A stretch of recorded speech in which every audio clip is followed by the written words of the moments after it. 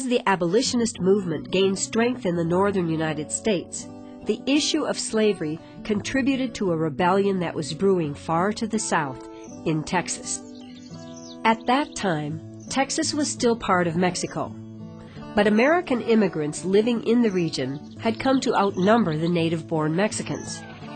Many of the 25,000 to 30,000 Americans who had immigrated to Texas after Mexican independence from Spain came from slave states such as Tennessee and Missouri.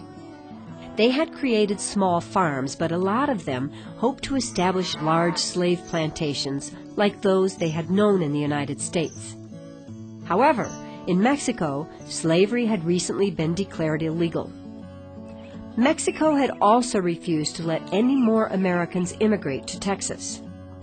Furthermore, back then, Mexico was controlled by a dictator named General Antonio Lopez de Santa Anna, who had overthrown the government and abolished the Constitution of Mexico.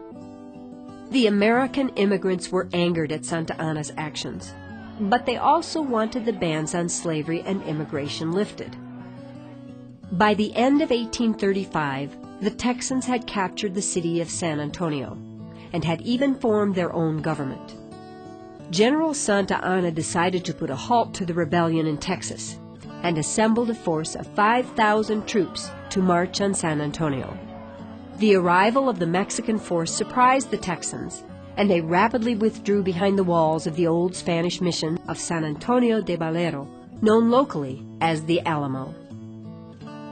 And it was here that a small group of men decided to fight to the bitter end.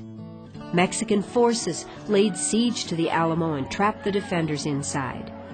And while this was happening, a group of influential Texans issued a Declaration of Independence from Mexico. A few days later, a vicious battle erupted. Mexican forces captured the Alamo and killed almost everyone inside. But even though the Texans lost the Battle of the Alamo, their struggle gave leader Sam Houston the time he needed to gather enough forces to defeat Santa Anna's army a short time later.